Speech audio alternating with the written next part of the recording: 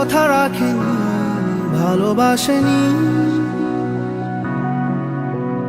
কেউ চুপি চুপি পায় কাছে আসেনি, কেউ গধূলি বেলা দুহাত বাড়িয়ে খুব আদর মেখে আর ডাকেনি, আর ডাকেনি। ঘর ছাড়া বাতাস হয়ে